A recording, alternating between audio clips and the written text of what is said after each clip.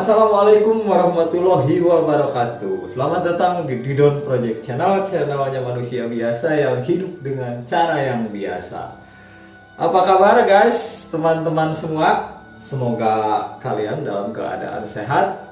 Dan yang dalam keadaan sakit, saya doakan agar segera dicabut penyakitnya. Ya. Di video kali ini saya akan berbicara, tolong jangan di skip ya, karena 10 menit ini akan merubah pola pikir Anda tentang yang namanya pernikahan. Ada banyak orang terjebak dalam zona kesalahpahaman dalam tujuan pernikahan. Saya khawatir, itu kan, termasuk mungkin saya sendiri, itu kan.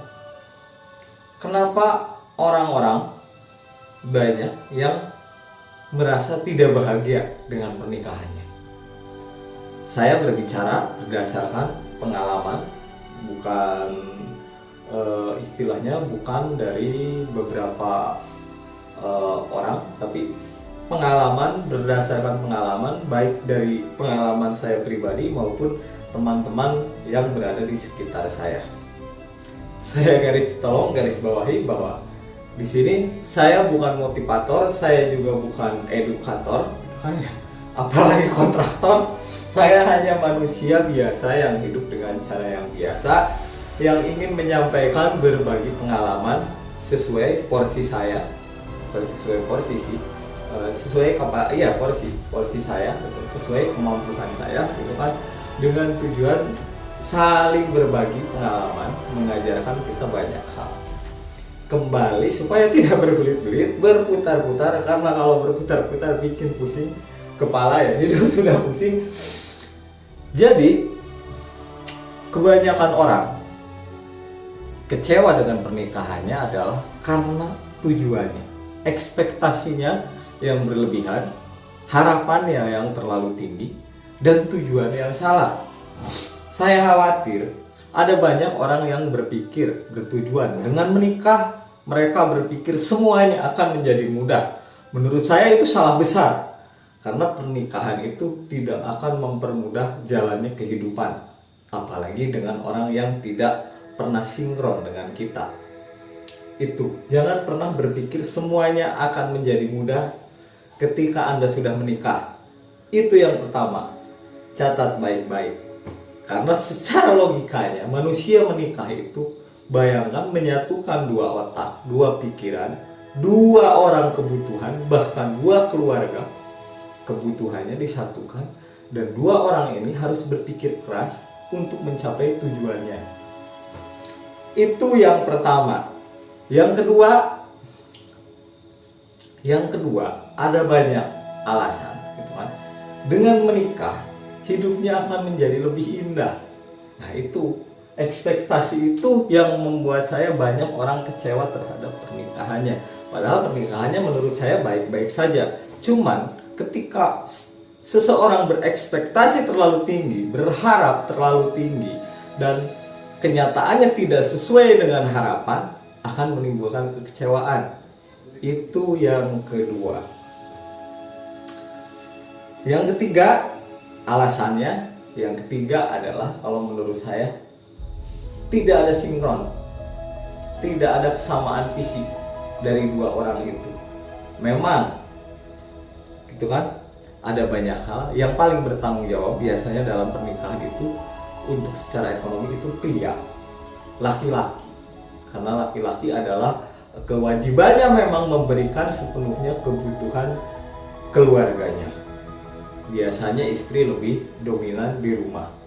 Tapi di era zaman sekarang itu tidak semuanya begitu.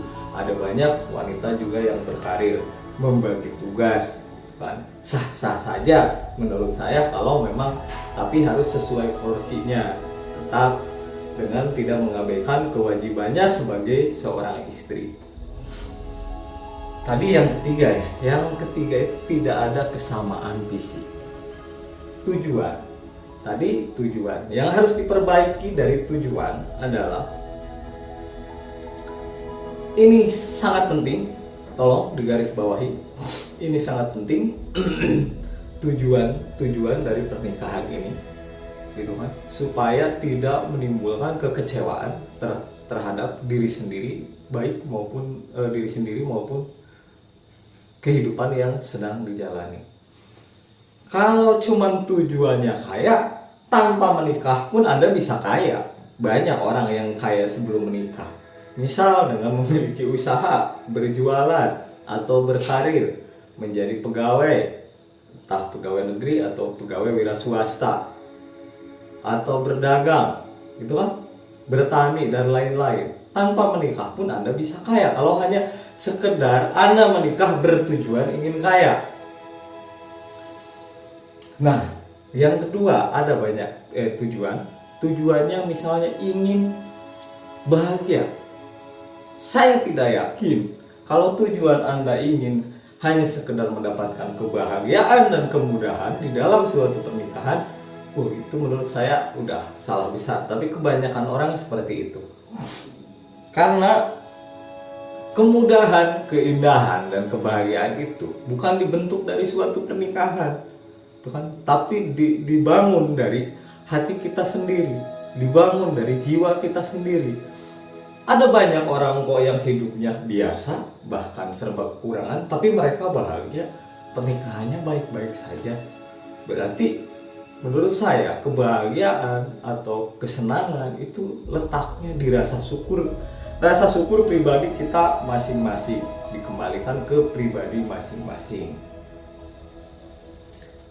Kemudahan, semuanya akan mudah menurut saya kalau kita berpikir, eksekusi, lakukan, dan selalu belajar. Apa yang membuat sulit dipelajari, itu kan, semuanya akan menjadi mudah ketika kita mengerti ilmunya, paham ilmunya, itu kan. Dan eksekusi jangan cuma dipikirkan. Kalau sebuah pernikahan hanya bertujuan menganggap semuanya akan menjadi mudah, menurut saya itu udah salah besar. Tapi kebanyakan orang, makanya ada banyak kegagalan di suatu hubungan atau suatu pernikahan itu disebabkan karena memang ekspektasi yang berlebihan seperti itu. Nah guys, kita simak video selengkapnya, tolong jangan di-skip. Bisa saya bagi, mudah-mudahan bermanfaat untuk kita semua, sama-sama belajar, sama-sama istilahnya memperbaiki diri bareng-bareng, gitu kan.